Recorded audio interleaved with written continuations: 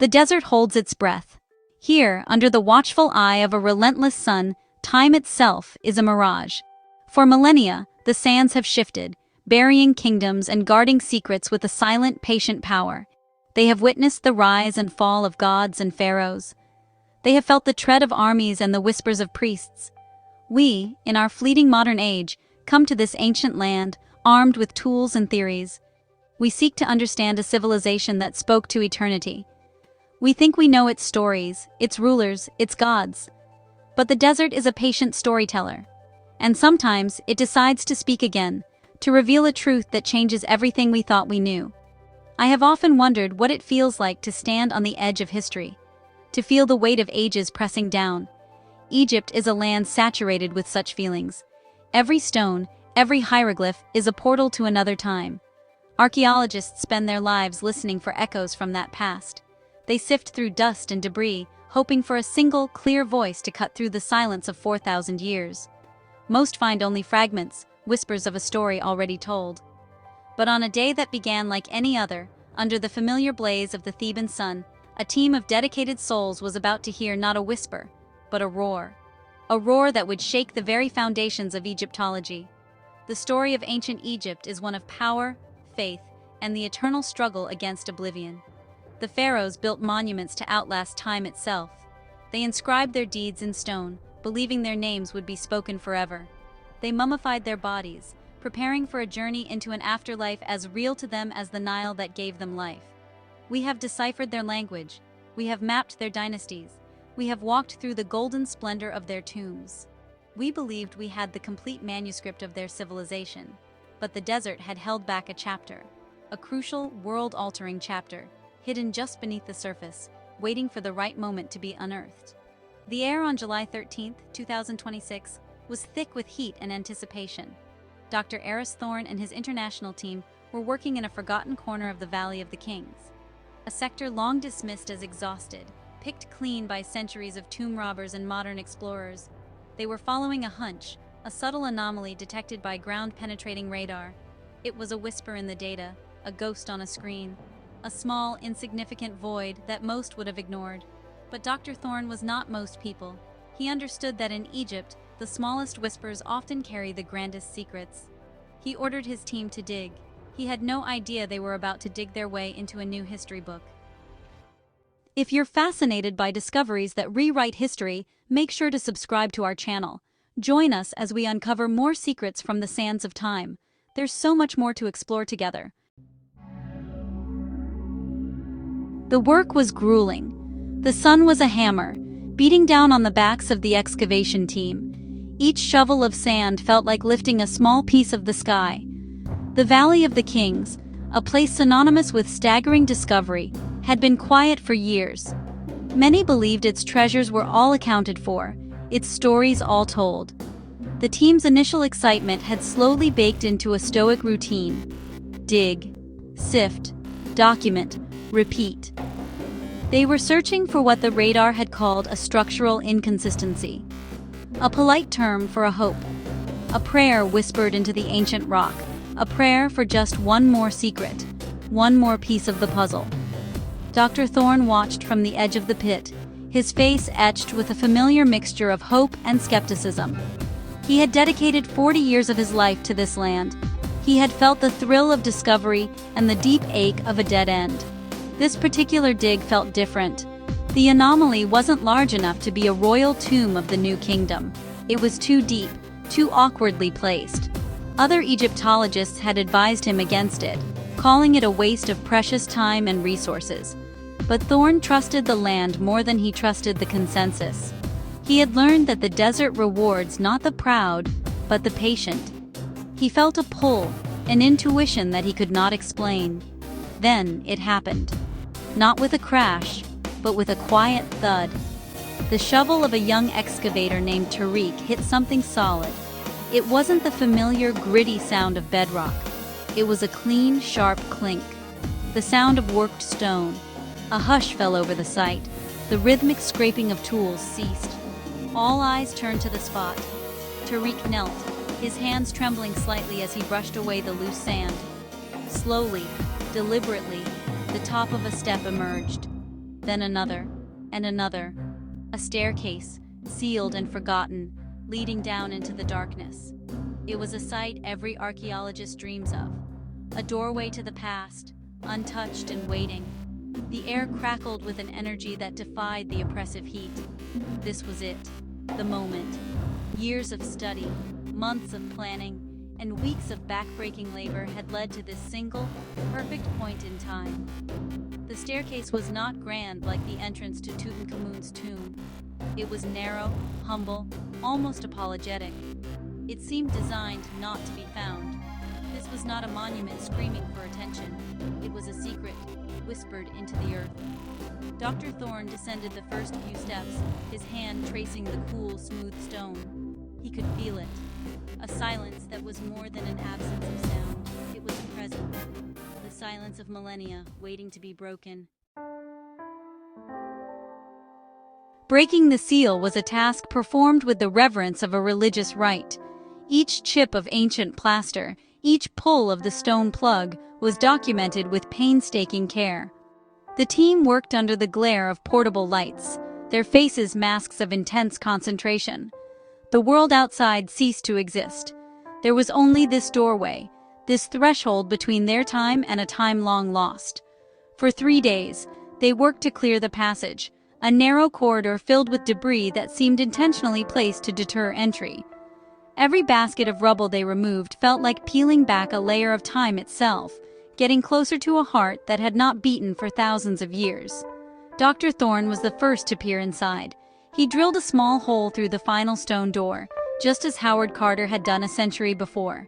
He held up a specialized endoscopic camera, its tiny light piercing the absolute blackness.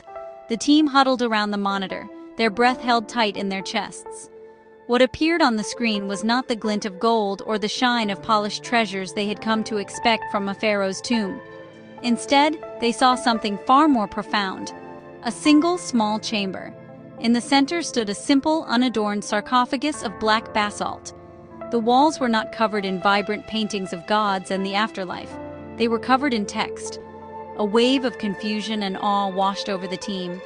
This was unlike any tomb ever found in the valley. Where were the canopic jars, the funerary furniture, the offerings for the journey to the underworld? It was stark. It was minimalist. It was wrong. Dr. Elena Ramirez, the team's epigrapher, gasped as the camera panned slowly across the walls. The hieroglyphs were dense, flawlessly carved, but the style was unfamiliar. It was a mix of Old Kingdom formality and a strange, almost abstract, new form. It was a language they knew, yet it was speaking in a dialect they had never encountered. It was as if they had discovered a lost symphony written by a composer they thought they knew intimately. Thorne pulled back from the opening, his face pale. He looked at his team, a group of the world's foremost experts, and saw his own shock reflected in their eyes. They were professionals, trained to be objective, to catalog and to analyze. But in that moment, they were simply human, humbled by the sheer weight of the unknown. They had expected to find a missing piece of a familiar puzzle. Instead, they had found a piece from a puzzle they never knew existed. The silence from within the tomb seemed to pour out into the corridor, filling it with a palpable sense of mystery. This was not just a discovery, it was a confrontation. After days of careful preparation to ensure the chamber's atmosphere was stable, the stone door was finally removed. The team entered, their footsteps echoing in a space that had not heard a human voice since the day it was sealed. The air was cool and dry, carrying the faint, earthy scent of dust and stone. The chamber was small, no larger than a modern living room. The black basalt sarcophagus dominated the space, its surface smooth and cold to the touch. There was no cartouche, no name to identify the occupant. It was a deliberate, chilling anonymity. Who would be buried in the Valley of the Kings, the eternal home of Egypt's greatest rulers, only to have their name erased from their own final resting place? Elena Ramirez moved immediately to the walls, her fingers tracing the air just inches from the carved inscriptions. She worked with a portable scanner, capturing every line and curve of the strange hieroglyphs. The text was not the usual Book of the Dead. It was not a series of spells to guide the deceased. It was a narrative, a history, a personal testament that was both regal and deeply heretical. It spoke of a king who ruled not alongside Ra, the sun god, but in opposition to him. It described a philosophy of balance, not between order and chaos, but between light and shadow, a duality that was never part of mainstream Egyptian theology. As Elena translated fragments aloud, a shocking picture began to emerge. The tomb belonged to a pharaoh who had been systematically erased from history, a ruler from the 18th dynasty, the same golden age that produced Akhenaten and Tutankhamun. This shadow pharaoh, as the team began to call him, had proposed a radical new religion. He believed not in one sun god, but two Ra, the giver of life, and a shadow sun, a deity of thought, mystery, and the inner world. It was a philosophy that threatened the very core of the priest's power. It was a revolution of the mind, not just of faith. A concept so dangerous it had to be buried and forgotten. The implications were staggering. We have always seen Akhenaten's monotheism as a singular, bizarre episode in Egyptian history. But this tomb suggested it was not an isolated event. It was perhaps a reaction, or part of a larger philosophical war that raged within the royal court and the temples. This shadow pharaoh, whose name they still did not know, was not just a heretic. He was a philosopher king, a thinker whose ideas were so advanced, so threatening, that the establishment had to perform the ultimate act of damnation. They removed his name from time itself. The simple, unadorned chamber was not a sign of poverty, but a statement, a tomb for a king of ideas, not of gold. The greatest secret of the tomb was not on its walls. Inside the basalt sarcophagus, resting upon the linen wraps of the mummy, was a single, perfectly preserved papyrus scroll. It was sealed not with clay, but with a clasp of obsidian and silver, metals representing darkness and the moon. Handling it was a nerve-wracking ordeal.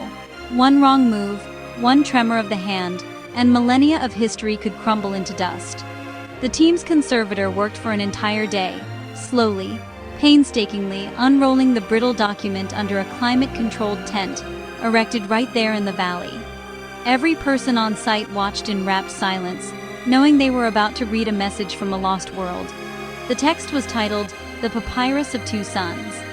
It was a philosophical treatise, a personal manifesto from the shadow pharaoh himself. Written in a stunningly elegant and clear script, it laid out his entire worldview. He argued that the focus on the outer world, on monuments, wealth, and the visible sun, had made Egypt spiritually hollow. He proposed a balance, an inward journey. He called for meditation and the exploration of consciousness, concepts we associate more with Eastern philosophies, not ancient Egypt. He wrote not as a god king, but as a teacher, a guide. He was pleading with his people to see that true eternity was not in stone, but in understanding. This document single-handedly rewrites the intellectual history of the ancient world. It suggests that the Egyptians were not just master builders and administrators, but also profound philosophical thinkers grappling with the nature of reality itself. It places them in a direct conversation with the great thinkers of Greece and India, but centuries earlier. The scroll detailed astronomical observations of sunspots and solar flares, linking them to his concept of a dark sun or a shadow self of a star. It was a breathtaking fusion of science, spirituality, and political theory. It was the voice of a genius, a man so far ahead of his time that his own time could not tolerate his existence. The discovery sent shockwaves through the global community of Egyptologists. Decades of accepted truths were suddenly thrown into question. The neat timeline of Egyptian religion and thought was shattered. This was not just a new king, this was a new paradigm. It suggested a hidden undercurrent of intellectual dissent and philosophical exploration that had been completely invisible to us. The priests of Amun-Ra, in their effort to erase this king, had inadvertently preserved his legacy in the most perfect way imaginable. By hiding him from the world, they had protected him from the ravages of time, creating a time capsule of thought that now, in 2026, had finally exploded into our reality. The sun sets on the Valley of the Kings, It casts long shadows that crawl across the ancient cliffs, painting the world in hues of orange and purple. Down in the excavation pit, the lights of the team glow like a new constellation. They are no longer just digging for artifacts. They are digging for a new understanding of who we are and where our ideas come from. The Shadow Pharaoh, a man with no name, has done more to change our view of the past than any golden mask or towering colossus. He has proven that the loudest voices are not the only ones that shape history. Sometimes, the most powerful truths are the ones that are whispered in secret. This discovery is a humbling reminder. It teaches us that history is not a static, finished book. It is a living, breathing story that is constantly unfolding. Every time we think we have reached the final page, the desert reveals a hidden chapter. It reminds us that we should approach the past, not with the arrogance of knowing, but with the humility of wonder. There are more secrets buried beneath the sands. More kings without names, more philosophies lost to time, more stories waiting for a patient ear to listen. The work of the archaeologist is a testament to the enduring power of human curiosity.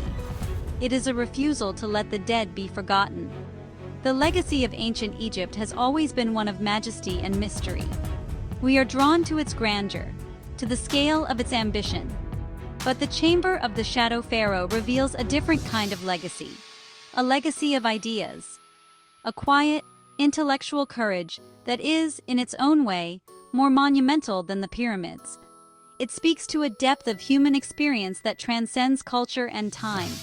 The struggle for knowledge, the quest for meaning, the courage to challenge the established order. These are not modern inventions. They are as ancient as the stones of the valley, as eternal as the stars that watch over them. And so, the sands will continue to shift. The sun will continue its daily journey across the sky. And we will continue to search. We search for treasure, for knowledge, for a connection to those who came before us. The discovery of the Shadow Pharaoh does not provide all the answers. Instead, it asks 1,000 new questions. And that, perhaps, is its greatest gift.